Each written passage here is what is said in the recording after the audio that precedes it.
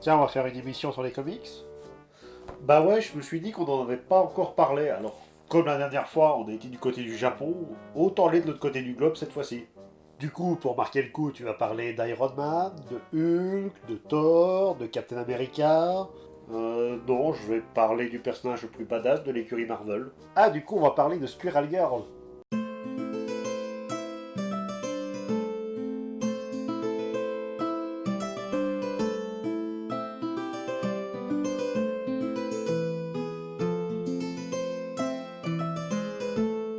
Salut à tous, est-ce que vous connaissez Scarlet Witch? Ouais, du coup, pas Squirrel Girl. Scarlet Witch est un personnage de Marvel créé bien entendu par Stan Lee et Jack Kirby et qui a vécu moultes aventures parmi les Vengeurs. Donc on est parti pour une petite piqûre de rappel en commençant dès à présent par ses origines.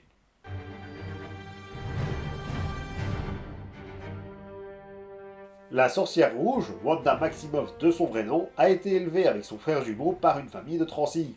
La Trancy, c'est un petit pays d'Europe de l'Est qui n'existe absolument pas, comme la Sokovie ou la Latvérie. Si leur enfance se passe sans trop de problèmes, ils se rendent compte durant l'adolescence qu'ils ont d'étranges pouvoirs. Et la communauté dans laquelle ils vivent étant remplie de gens bienveillants, ils ont pu vivre sans problème et cachés du monde. Fin.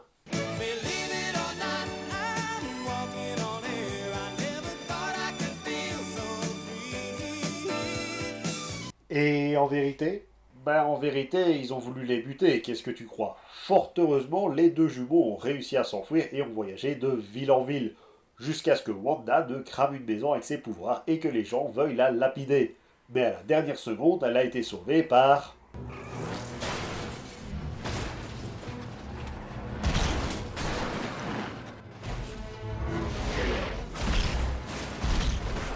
Tu te rends compte que tu viens d'illustrer Magneto avec le film le plus détesté de la franchise. Oui. Et il en est fier en plus. Donc sauvé par Magneto, le mutant criminel et maître du magnétisme, qui passait justement par là. Et je pourrais même vous dire rapidement qu'il est le père biologique des deux jumeaux. Je pourrais, si 2015 n'était pas passé par là.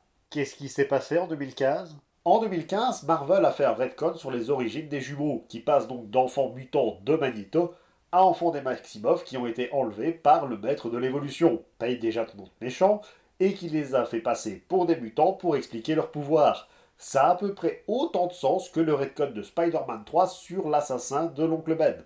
Parce que là, du coup, c'est une grosse erreur judiciaire. Ouais, enfin, c'est pas le seul personnage qui a vu ses origines changer à l'époque. Ouais, mais elles, ces nouvelles origines sont tellement absurdes qu'elles en deviennent cool. Je sais, mais je trouve qu'il est toujours bon de rappeler que Squirrel Girl existe. Et qu'elle n'a pas recouru d'adaptation en film. Hashtag Anna Kendrick pour le rôle.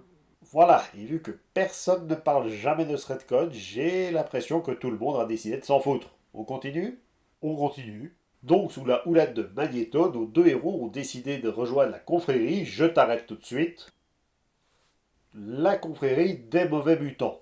Et ils la rejoignent sans même savoir que ce sont les méchants, parce qu'avec un nom pareil, on peut aisément douter. Ouais, enfin, ils les ont surtout rejoints parce qu'ils avaient une dette envers Magneto.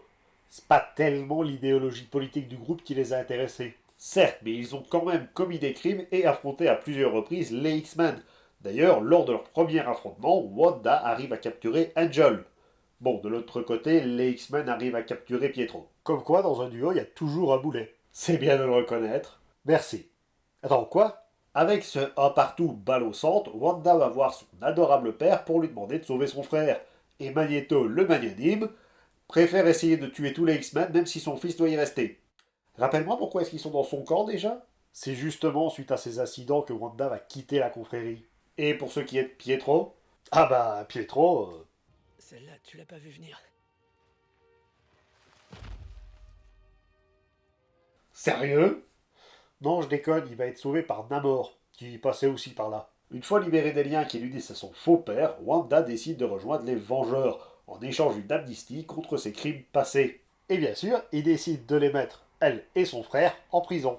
Bah non, c'est les gentils, du coup, il leur pardonne et il les accueille à bras ouverts. Enfin, il faut dire aussi qu'à ce moment-là, les Avengers se composent principalement de Captain America et de Hawkeye. Autant dire qu'ils auraient accepté le Matador s'il avait demandé. Qui? Tu veux pas savoir. Bref, c'est en rejoignant les Vengeurs qu'elle va rencontrer et tomber amoureuse de Vision, le synthézoïde, et de leur union naquit deux enfants, Billy et Tommy. Attends. Vision peut avoir des enfants? Bon, ok, elle a créé ses enfants par magie en utilisant des fragments d'âme de Mephisto. Et ses enfants ont disparu une fois que ce dernier est venu récupérer leurs âmes. Ça va, tu es content d'avoir ruiné le moment? C'est toujours un plaisir. Fort heureusement, Wanda oubliera tous ces événements grâce à Agatha Harkness, une sorcière aussi connue sous le nom de professeur Emeritus Harkness. Et avec un nom pareil, elle a dû être prof à Poudlard à un moment donné. Et grâce à Agatha, Wanda va apprendre à contrôler ses pouvoirs. Enfin, à moitié, parce qu'il lui suffit d'une remarque de la guêpe pour que la sorcière voie rouge et qu'elle fasse exploser le manoir des Vengeurs en tuant au passage Harkness et plusieurs de ses coéquipiers. Joie! C'est à ce moment-là qu'intervient le Docteur Strange, légèrement vénère de ne pas avoir été prévenu de cette bombe magique ambulante. Il va donc la plonger dans un état catatonique et la confier au professeur X, ce qui va donner naissance à l'un des arcs les plus importants de Scarlet Witch. Je dis aime et je le sème. Pourquoi tu fais toute une partie consacrée à cet événement en particulier? Déjà parce que cet arc de 2005 est très important, non seulement pour Wanda, mais aussi pour l'univers Marvel, mais aussi parce que c'est sans doute lui qui a inspiré la série WandaVision, actuellement en cours. Ah mais c'est pour ça qu'on parle de Scarlet Witch. Bref, après la disparition de ses enfants et sa dépression, Wanda imagine une toute nouvelle réalité. Mais ses pouvoirs étant ce qu'ils sont, sa réalité prend le pas sur la nôtre, faisant disparaître bon nombre de héros et réarrangeant légèrement ceux qui restent. Du coup, Spider-Man est marié à Gwen Stacy, Cyclope à Emma Frost, le professeur Charles Xavier est mort, Miss Marvel est devenue Captain Marvel, et Captain America est devenu vieux. Je présume qu'on ne peut pas tous gagner au change. Mais le plus gros changement est que la Terre est maintenant dirigée par les mutants, en lieu et place des humains, et que même sont dirigés par Magneto. Tu peux me rappeler pourquoi est-ce qu'elle a quitté la confrérie déjà? Le seul qui s'en sort bien est Wolverine, qui est maintenant à la tête du Shield, et qui est le seul à avoir gardé sa mémoire, sans doute dû à ses pouvoirs.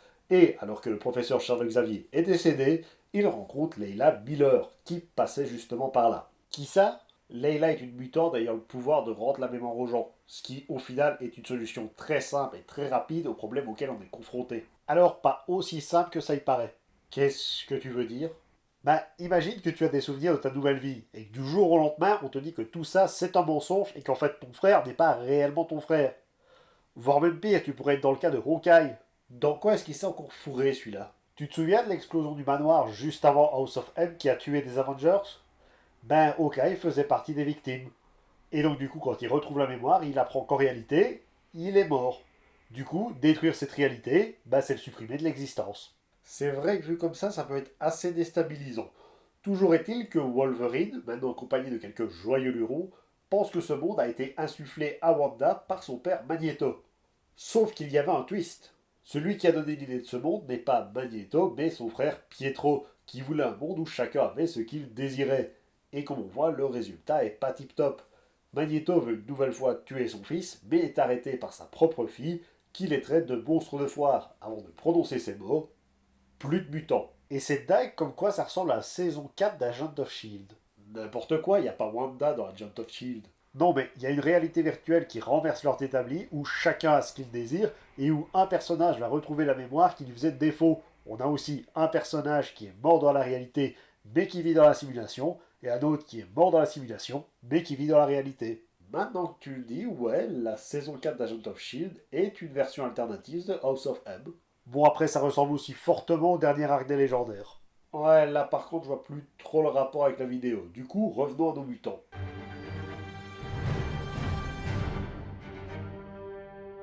Que Wanda soit une mutante ou une humaine modifiée, elle possède bien entendu des pouvoirs. On n'a pas arrêté d'en parler jusque maintenant, mais on va les voir un peu plus en détail.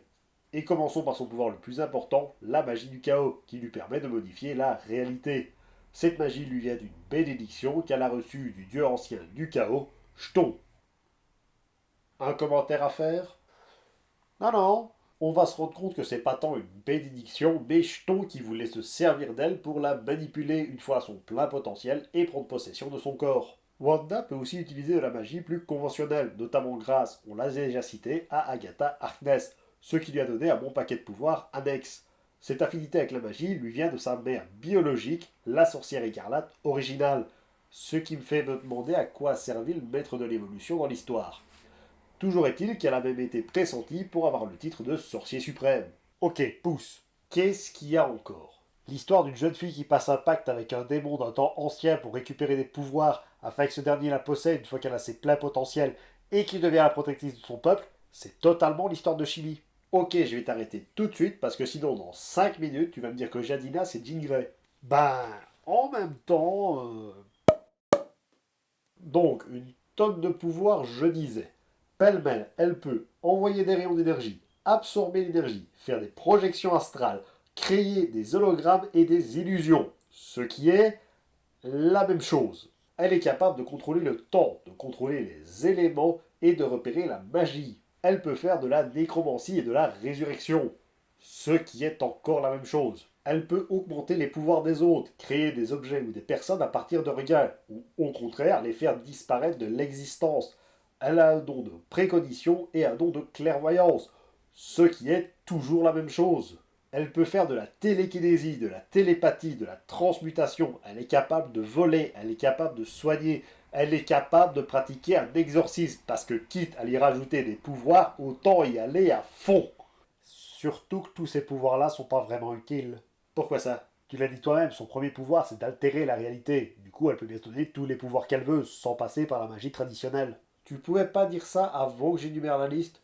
Enfin, quelle que soit l'origine de ses pouvoirs, elle est assez puissante pour contrer Dormammu dans sa propre dimension, et l'une des rares que même Ultron craint. Tu te demandes pourquoi tu ne peux pas entrer dans ma tête. J'ai parfois du mal. Mais tôt ou tard, tous les humains lèvent le masque. Ouais, autant dire qu'elle est ultra cheatée et que personne ne peut la vaincre.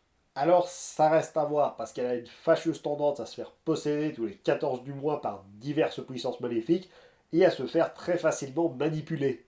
Et du coup, t'en arrives à une conclusion, Squirrel Girl reste de toute évidence la plus badass.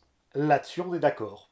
Merci à tous d'avoir regardé cette vidéo, n'hésitez pas à commenter, à liker, à vous abonner. Moi je vous dis à la prochaine, c'était le Grimsqueaker, pour vous servir.